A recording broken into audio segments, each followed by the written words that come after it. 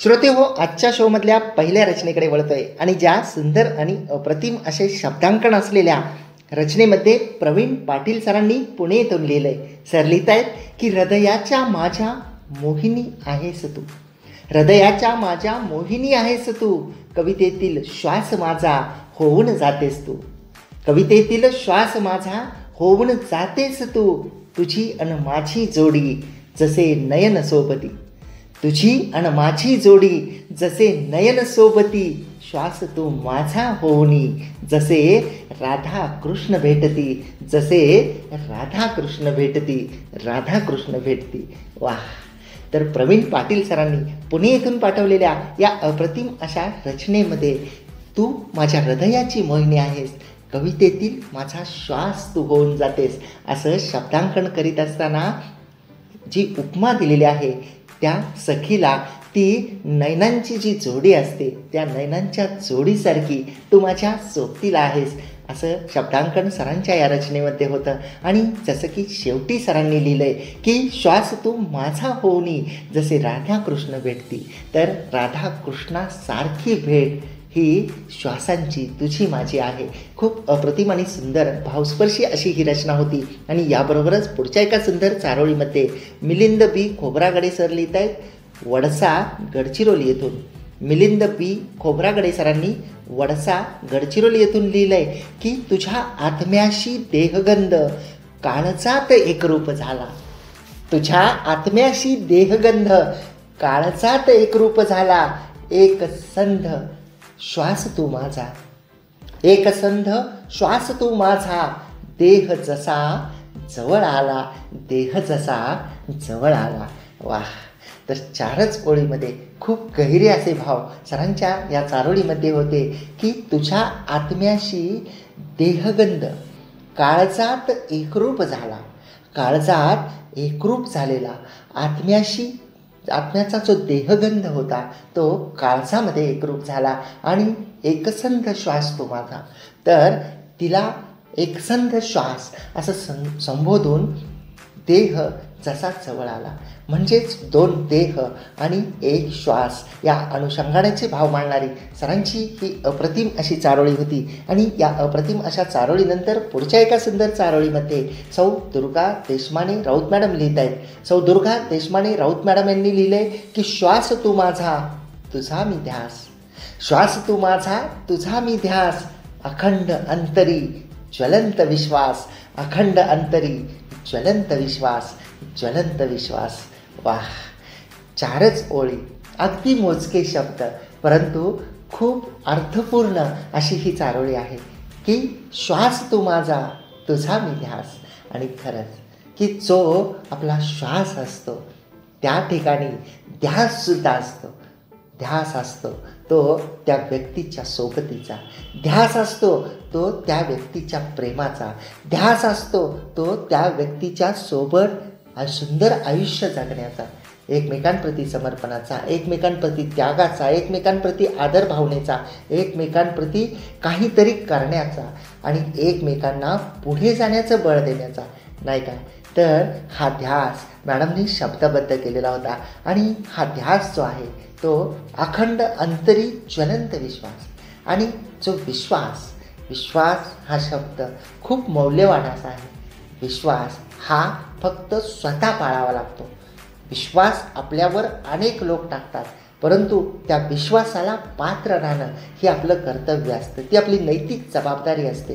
कारण कोणाचं मन तोडणं, कोणाचा विश्वास तोडणं, कोणाला खोटं बोलणं ही गोष्ट खूप वेदनादायी असते.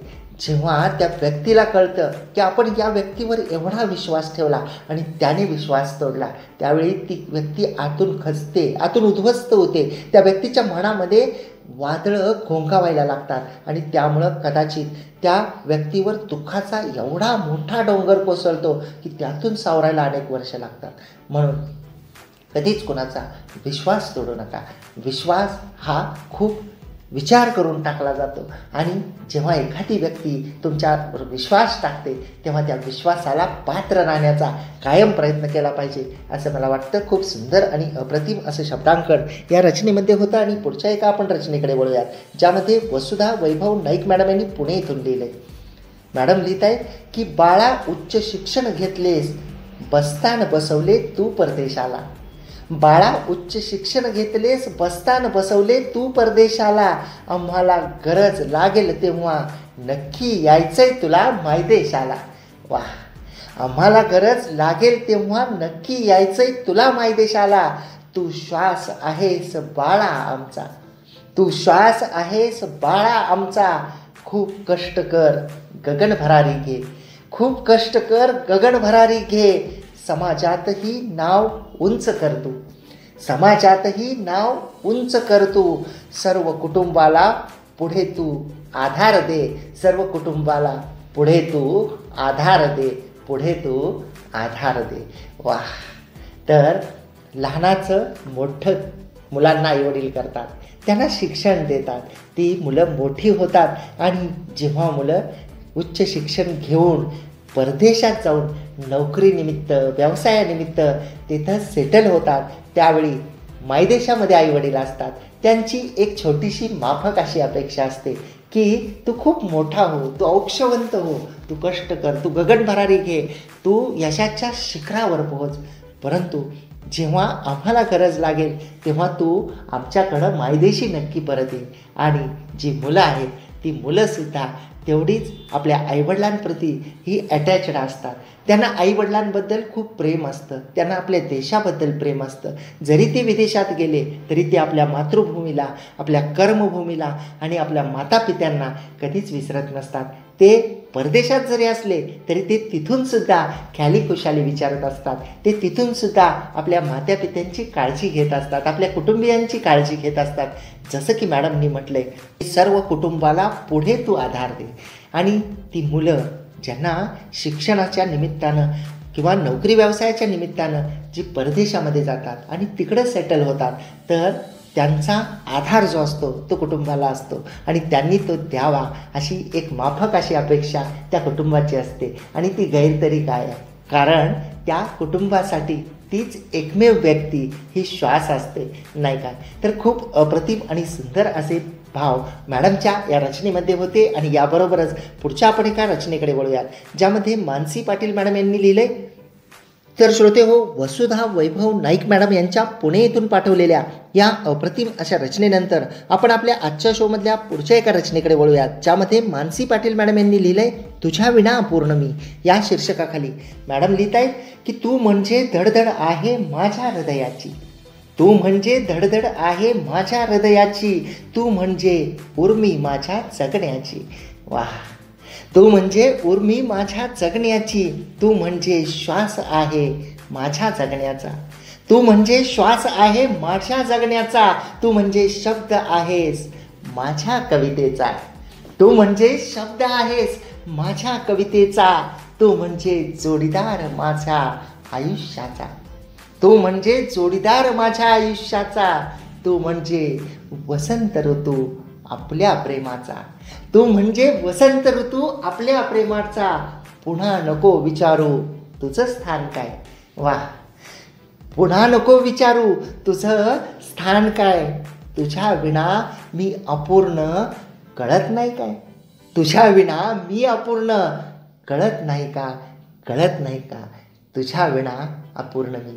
या शीर्षकाखालील मानसी पाटील मॅडम यांची अप्रतिम शब्दांकन आणि अतिशय गहिरे असे प्रेमभाव व्यक्त करणारी, श्वासांचं स्वतःच्या जीवनामधलं स्थान काय आहे हे सांगणारी अप्रतिम शब्दांकनाची ही रचना होती. आणि जसं की मॅडमनी म्हटलंय की तू कोण आहेस, तर तू हृदयाची धडधड आहेस, तू जगण्याची उर्मी आहेस आणि तू जगण्याचा श्वास आहेस, कवितेतला शब्द आहेस आणि आयुष्याचा जोडीदार आणि प्रेमाचा वसंत ऋतू आहेस. आणि पुन्हा तू कोण आहेस जीवनामध्ये माझ्या हे विचारू नको असं म्हटलेलं आहे, कारण तुझ्या विना मी अपूर्ण. आणि जेव्हा अशी समर्पणाची भावना असते, जेव्हा अशी कृतज्ञतेची भावना असते आपल्या श्वासांबद्दल, तेव्हा मला असं वाटतं की ते नातं हे खूप दृढ असतं, ते नातं हे खूप बहरलेलं असतं, ते नातं हे खूप टवटवीत असतं आणि त्या टवटवीत असलेल्या नात्याला आपण प्रेमाचं शिंपण त्याच्यावर शिंपडून त्या नात्याला आणखी फुलवलं पाहिजे, त्या नात्याला आणखी बहर दिला पाहिजे, नाही का? खूप सुंदर असं शब्दांकन या रचनेमध्ये होतं. आणि याबरोबरच पुढच्या आपण 2 चारोळ्यांकडे वळूयात. ज्या 2 अप्रतिम अशा चारोळ्यांमध्ये सौ आनंदी यशवंत जाधव मॅडम लिहित आहेत फलटण सातारा येथून.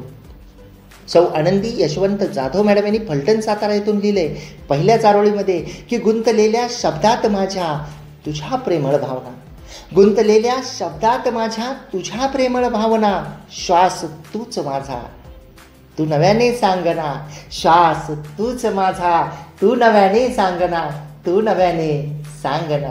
क्या बात आहे खरंच, की माझ्या शब्दात तुझ्या प्रेमळ भावना आहेत आणि श्वास तूच माझा तू नव्याने सांगना. खरंच की खूप वेळा आपण पाहतो की एकमेकांवर निस्सीम असं प्रेम असतं. कोणाचं प्रेम हे बोलकं असतं, कोणाचं प्रेम हे अबोल असतं, कोणाचं प्रेम हे शब्दातून व्यक्त होतं, कोणाचं प्रेम हे कृतीतून व्यक्त होतं. आणि बऱ्याच वेळा ज्याचं बोलकं प्रेम असतं त्या व्यक्तीचं प्रेमही कळतं, त्या व्यक्तीच्या भावना या कळतात, त्या व्यक्तीच्या अंतरातले सारे भाव जे आहेत ते समोरच्या व्यक्तीला कळतात. परंतु ज्या व्यक्तीचं अबोल प्रेम असतं, ज्या व्यक्तीचं कृतीतून प्रेम असतं, त्या भावना, ती कृती ही मात्र त्या समोरच्या व्यक्तीपर्यंत पोहोचत नाही. त्या भावना, ते मन, ती कृती या त्याच ठिकाणी विरून जातात. म्हणून मला असं वाटतं प्रेम हे बोलका असो की अबोल असो, त्याच्या भावना जाणल्या पाहिजे, त्या कृती, त्या ॲक्टिव्हिटी, आपल्या गरजेच्या वेळी ती व्यक्तींचं आपल्याला सोबत करणं, या सगळ्या गोष्टी ज्या आहेत त्याला ॲप्रिसिएट केलं पाहिजे, त्याला आपण त्याचं कौतुक केलं पाहिजे की हो खरंच की तू आहेस, तू माझा श्वास आहेस आणि मला ही गोष्ट भावली. बरेच जण असं म्हणतात की आपण एकमेकांवर प्रेम करतो, आपण एवढे दिवस झालं सोबत आहोत, तर मी तुला हे सारखं सारखं सांगण्याची काय गरज आहे की मी तुझ्यावर प्रेम करतो किंवा माझं तुझ्यावर प्रेम आहे किंवा तुझी एखादी गोष्ट मला आवडते किंवा तू हे घातलेलं मला आवडतं, तू हे केलेलं मला आवडतं, हे सांगायची काय गरज आहे? हो, गरज असते. कारण जगाने कितीही कौतुक केलं तरी ते कौतुक हे कमीच असतं.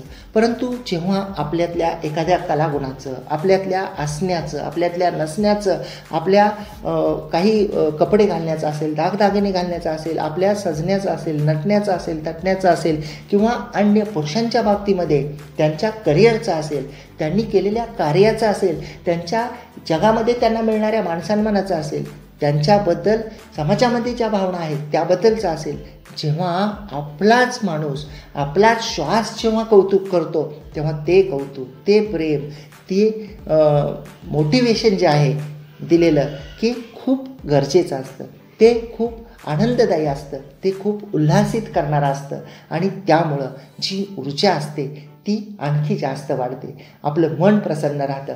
म्हणून बोललं पाहिजे, म्हणून व्यक्त झालं पाहिजे, म्हणून आपल्या श्वासांबद्दल बोललं पाहिजे, आपल्या श्वासांचं कौतुक केलं पाहिजे, आपल्या श्वासांना वेळोवेळी प्रसंगातून आपण हे दाखवून दिलं पाहिजे की तू माझ्यासाठी किती महत्त्वाचा आहेस, तू माझ्यासाठी किती महत्त्वाची आहेस, नाही का?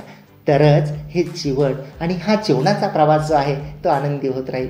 बऱ्याच वेळा न बोलल्यामुळं सुद्धा समोरच्या आपल्या पार्टनरला असं वाटायला लागतं की माझं या व्यक्तीच्या आयुष्यामध्ये काहीच अस्तित्व नाही, कारण या व्यक्तीला माझी कोणतीच गोष्ट भावत नाही. मला एवढे लोक अशा सगळ्या छान छान गोष्टी बोलतात, माझं कौतुक करतात, माझ्याबद्दल आनंदाच्या गोष्टी बोलतात, मला मोटिवेट करतात, परंतु ही व्यक्ती काहीच कशी बोलत नाही, म्हणजे या व्यक्तीला हे आवडत नाही. प्रत्यक्षात वास्तव तसं नसतं. त्यांना त्या व्यक्तींनाही आवडत असतं, परंतु ते बोलत नसतात, कारण ते कृतीतून त्या गोष्टीला संमती देत असतात, कृतीतून त्या गोष्टीला मोटिवेशन देत असतात, कृतीतून ते त्या गोष्टीला अडवत नसतात. हे त्यांचं प्रेम असतं, हे त्यांचा त्याग असतो, हेच त्या व्यक्तींचं समर्पण असतं, हेच त्या व्यक्तींची सोबत असते, परंतु ती मनापर्यंत पोहोचत नाही. आणि मनापर्यंत न पोचल्यामुळं नकारात्मक जे विचार आहेत ते त्या व्यक्तीबद्दल निर्माण होतात आणि हा नकारात्मकतेचा प्रवास जेव्हा दूरपर्यंत खेचला जातो तेव्हा ते नाथंसुद्धा दुरावतं आणि त्याला कारण असं काहीच नसतं, परंतु केवळ गैरसमज, केवळ नकारात्मकता, केवळ मनातले भाव व्यक्त न करणं. म्हणून चला मनातले भाव व्यक्त करूया. आणि या सुंदर अशा चारोळीनंतर पुढच्या एका मॅडमच्याच सौ आनंदी यशवंत जाधव मॅडम यांच्या फलटण सातारा येथून पाठवलेल्या दुसऱ्या चारोळीकडे वळूयात. आणि त्या दुसऱ्या चारोळीमध्ये मॅडम लिहित आहेत की अनोखी प्रीती माझी आता श्वास तूच माझा, अनोखी प्रीती माझी आता श्वास तूच माझा, मिटता डोळे सख्या, मिटता डोळे सख्या, दिसतो चेहरा फक्त तुझा, मिटता डोळे सख्या, दिसतो चेहरा फक्त तुझा. तर अनोखी प्रीती आणि श्वासांचं नातं हे असंच असतं. कारण जेव्हा आपण डोळे मिटतो तेव्हा त्या व्यक्तीची छबी जी आहे ती आपल्या डोळ्यासमोर तरळते. ती म्हणजेच अनोखी अशी प्रीती असते. ती कल्पना, ते वास्तव, ती परिस्थिती, तो प्रसंग म्हणजेच आपल्या श्वासांप्रतीचं समर्पण असतं. कारण तो श्वास, ती व्यक्ती आपल्या नसानसामध्ये भिनलेली असते. त्या व्यक्तीशिवाय आपलं जगणं मुश्किल झालेलं असतं. आणि त्या व्यक्तीवर एवढं प्रेम असतं की ती व्यक्तीच आपल्या अवतीभोवती कायम आपल्याला दिसत असते. हे प्रेमाचे भाव, हे त्यागाचे भाव, हे समर्पणाचे भाव आणि या डिव्होशनमुळंच प्रेम जे आहे ते फुलत असतं. तर आपण आज श्वासांबद्दल बोलत आहोत. श्वास तू माझा, हो श्वास तू माझा या शब्दाबद्दल. आणि खूप अप्रतिम आणि सुंदर अशा रचना आजच्या शोमध्ये आलेल्या आहेत. तुम्ही रेडिओ पुणेरी आवाज 107.8 FM ऐकत आहात आणि तुम्ही हा खेळ शब्दांचा या कविता व चारोळ्यांच्या शोमध्ये आहात माझ्यासोबत, म्हणजेच RJ कैलाससोबत. आनंदी रहा, आनंद लुटा.